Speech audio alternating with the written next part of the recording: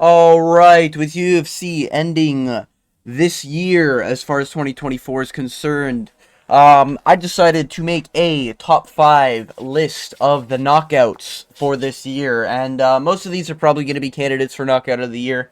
But I'll be honest, there's been a lot of really good knockouts this year, and this list was kind of hard to come by, and I feel like there's almost no wrong answers.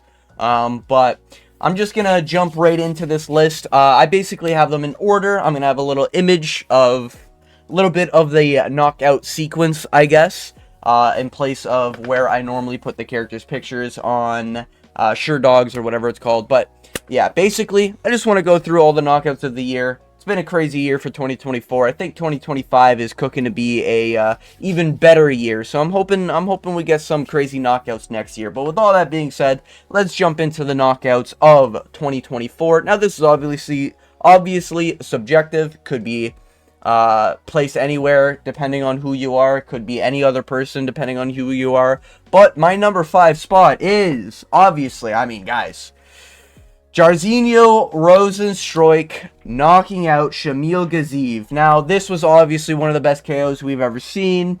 Even have the retirement of Shamil Gaziev. Poor Shamil Gaziev, pro athlete in volleyball. And unfortunately, he just couldn't make it to the big leagues in heavyweight. And cardiac arrest did get to him in the 4th round here. But no, obviously I'm joking. Was a funny fight, not gonna lie, especially because that was during a Lucas Tracy era where Lucas Tracy was really high on Shamil the Blob Gaziev, and that was by far his worst performance ever. I predicted Jairzinho to beat Shamil. A lot of people predicted Jairzinho to beat Shamil, and that was just basically a fraud checking of do you do research on fights or not, and I don't even do research and I still got the pick right. Regardless, happy for Jairzinho. He got the win, but he's not on this list. This is like honorable mention, I guess. But moving into the real number 5. Now, before I get to the actual number 5 spot, I will say the knockout will matter to me depending on the level. So if you're unranked, I'm not really going to count that knockout as well as I will for ranked fighters. But there are some knockouts where I determine a good knockout by them being out cold. They're a corpse. They look like a corpse. They're not responding. That's what I define as a great knockout. So with that being said, let's get into the actual number 5. And the actual number 5 is Dustin Jacoby sleeping Vitor Petrino. Now, I love this knockout for so many reasons. There's so many reasons why I love this knockout. First reason is because I picked Dustin Jacoby. I even said he'd probably get a knockout in this fight. And there was a lot of internet... I gotta be careful, it's YouTube. There's a lot of internet dum-dums. A little duh, as some Jamal Hills say. Little internet guys who were telling me that Vitor was going to sleep Dustin Jacoby and it was going to be an easy Vitor Petrino win, yada yada yada, and oh my god, has it just aged like fine wine for me. Dustin Jacoby sleeps Vitor Petrino. If you haven't seen the knockout, it is a sick-ass knockout. Very reminiscent of a Jorge Masvidal, Kamaru Usman knockout. Absolutely sick knockout. Flatlined Vitor Petrino in the final round. Well, Dustin Jacoby should have been up on the scorecards. I haven't double-checked them. But this was also during a time where Dustin Jacoby is a heavy underdog. And I rate this one, out of all the unrankings, a little higher than most. Because Vitor Petrino, the narrative is just like, oh, he had a torn ligament in his knee or something. And that's why he got guillotined by fucking Anthony Smith. That's what all the copium-deprived fucking losers were talking about with Vitor Petrino. Absolutely insane takes from that side of the MMA community. Vitor Petrino does just suck. He looks shit in every performance, but everyone overrates him because he only has 1 loss in his record, now 2. And then Dustin Jacoby, while he is unranked, and I get it, he has been knocked out by Dominic Reyes. He did get, he got dropped a bunch in the Alonzo Metafield fight. That's why he lost that one, but he hasn't had the greatest career in MMA, but he is a credited kickboxer. He has fought Alex Pereira. That is fighting Alex Pereira even in kickboxing, is probably the highest level feat anyone in unranked light heavyweight can do. And I think Dustin Jacoby deserves the spot just based off that. Number 2 kickboxer in the world at some point. Definitely isn't anywhere near there. But I do rate Dustin Jacoby. I think he's a high-level fighter. I rate this win a lot because he was just a big underdog. People are doubting him, and I think he deserves the spot basically as a nice honorable mention. You know, he's not getting a medal because this is 5th place, but, you know, I do like this knockout a lot. It was so satisfying seeing Vitor get knocked out cold, you know? Oh my god, it was so satisfying. Anyways, with that being said, moving on to number 4. And in number 4, I have Carlos Prates knocking out Neil Magny. Now, there's a few of Carlos Prates I could have picked. You know, the Charles Radke one was absolutely sick with a flying knee body KO. The Jing... I'm really bad with names. Let's just call him Leech. The Leech KO was sick, but ultimately, I think the Neil Magny one is what deserves the spot as, like, number 4 knockout of the year. It's his first ranked opponent in Neil Magny, even though, you know, the Leech was ranked at some point. I'm not sure if Radke was ranked at some point. I don't think he was. Even the Trevin Giles knockout was really good. I just rate the Neil Magny a lot higher because Neil Magny just fraud checked a really decent prospect in Mike Malott not too long ago. And Carlos Prates managed to absolutely flatline KO Neil Magny. I know Michael Morales did it not too long ago as well, but that was kind of like a weird KO. It wasn't a flatline KO, you know? And Carlos Prates knocking out Neil Magny, eventually sending Neil Magny back to the Gulag, where he has to fight for his spot at number 15, I think is worthy of a spot here, you know? It was a flatlining of Neil Magny. Neil Magny doesn't get flatlined like that, you know? And that KO was like watching a Terrence McKinney KO, you know? You see Terrence McKinney get KO'd, you're just thinking to yourself, man, just don't ever fight again, please. Not even because you're a shit fighter, not even because, you know, you disagree with the fighter outside the cage or whatever, because he's annoying.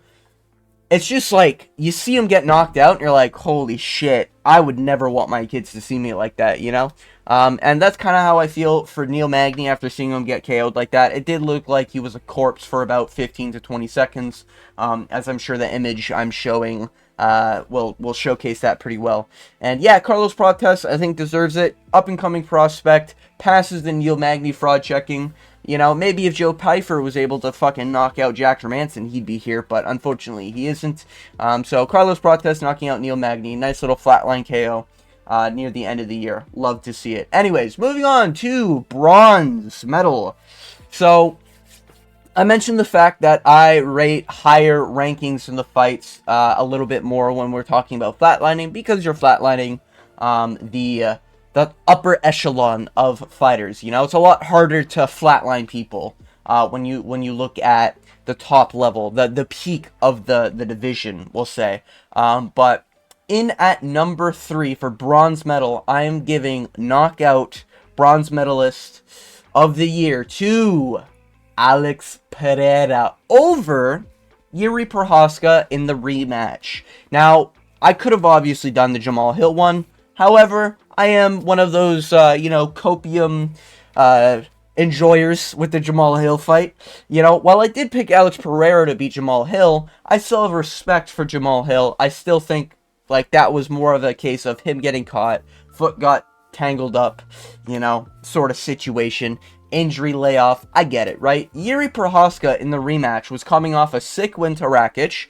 If you're a Yuri fan, you're defending Yuri, saying that he was whooping Rakic. If you're not a Yuri fan, you still have to admit that maybe he lost round 1, but he whooped Rakic in round 2 when Rakic was having pretty much a perfect fight. Flawless performance against Yuri Prochazka, and Yuri Prochazka toughed it out, showcasing that Yuri is still good. The first Yuri knockout was also a little questionable. Some people were still, you know, Yuri fans were huffing the copium, saying that Yuri wasn't out, even though Yuri said he was out, but it was a little bit of an awkward situation.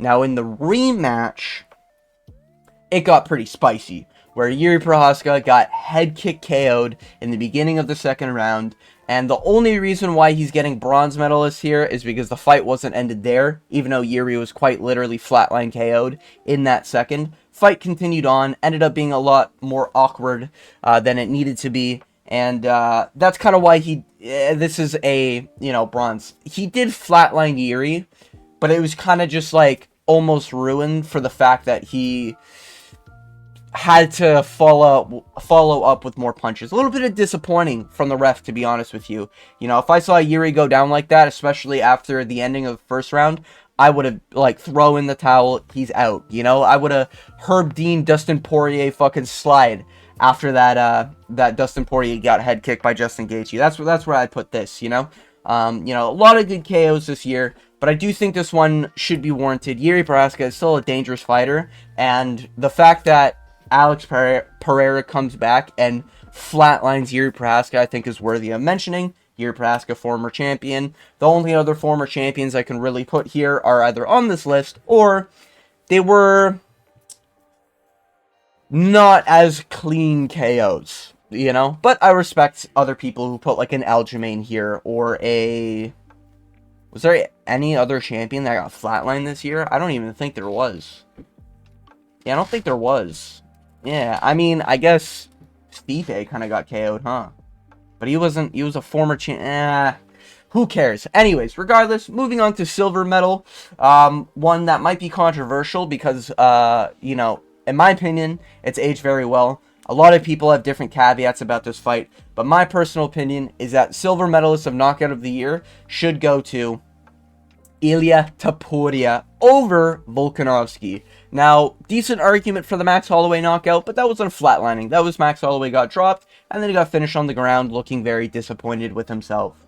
The Volkanovski fight, as I'm sure by the image I'm showing, he got flatlined. He got flatlined really bad. Now, I know, obviously, Volkanovski was coming out from a head kick loss from last year. However, I do still rate Ilya's KO over Volkanovski a lot more than I think other people do. And I still think that we're not talking about wobbling and then getting dropped. We're talking about Volkanovski was knocked out cold, standing, and his corpse was flying to the canvas. As sad as it is to say about Volkanovski, that's what happened. And that, I think, deserves silver medalist, bare minimum, just because he knocked out... This is almost equivalent to knocking out Jose Aldo, like Conor McGregor did, just in a later round, and flatlining him mid-air, This wasn't like a dropped, and then he needed to follow up with shots. This was he's a corpse. Like, man is dead, And it is unfortunate because Volkanovski, obviously the dad of everyone for the MMA community, the cook it, grill 'em dude, the guy who makes all of his Volkanovski meals on his YouTube videos. Shout out to Volkanovski's YouTube, just sucks that he's in the same training camp as Izzy the dog diddler. But it is what it is, we can't all be perfect, apparently. But yeah, no, I'd give it to Ilya. I think Ilya deserves it. I do think knocking out Volkanovski cold is worthy of a silver medalist, especially this year. Especially because Volkanovski, well, he is aging. This isn't like 40-year-old man Volkanovski. This is still like a 35, 36-year-old Volkanovski, which Josh Emmett is, almost 40 at this point. And he was able to at least survive Ilya. He wasn't getting knocked out cold. Not even Islam, up a weight division, was able to knock out Volkanovski cold like the way Ilia Topuria did. So, I know there's caveats, but I think the knockout itself is, you knocked out a former pound-for-pound number one, you knocked out one of the arguably best featherweights of all time, and you knocked him out cold, and I think that's what's important. Championship level fights I'm obviously taking into consideration here. Now, moving on to someone who technically counts, and I think this one's a no-brainer. Every single time I see this knockout, it is like hitting heroin into my veins. I don't do drugs, don't condone drugs, don't ever do drugs, but just using that as an example, my dopamine is spiked every single time I see the knockout. I'm sure this is no surprise to anyone who's an MMA fan and who is watching the Knockout live. It is, for gold place of 2024 Knockout of the Year award goes to none other than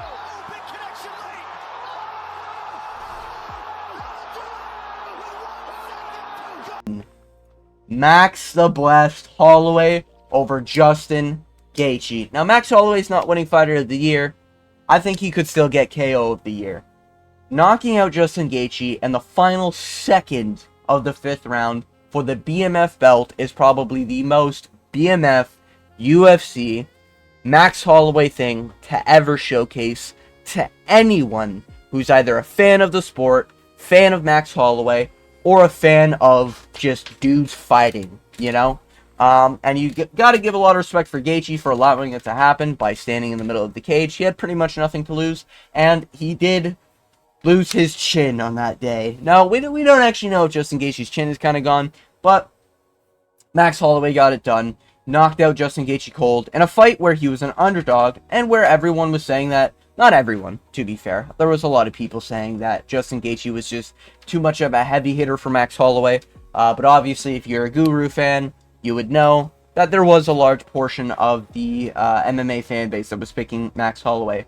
Mainly because Max Holloway is just Max Holloway. But on top of that, Max Holloway, 2 KO streak. You don't see that from the Blessed. And then also, it was just a sick KO. I feel like nothing more needs to be said. Every single time we see that a KO, it is absolutely phenomenal. I've probably played the clip already in this video because it's that good. But yeah, absolutely insane KO from Max Holloway. Love to see it. Watching the KO just makes you love the sport, and every single time I'm on YouTube Shorts while I'm on the bus to work or some shit, I love seeing this KO. Ain't nothing wrong with this KO. Still gonna age very well, even if Max Holloway goes on a 5-6 loss streak. Still one of the best KOs to watch. It's just the way that Justin Gaethje got knocked out, the corpse falling, the moment you can see his lights turn off, all the way into literally him being on the ground like a ragdolled body from Gary's Mod. Everything about it is chef's kiss. Max Holloway doing his walk-off, screaming like a fucking king of the octagon like he should be.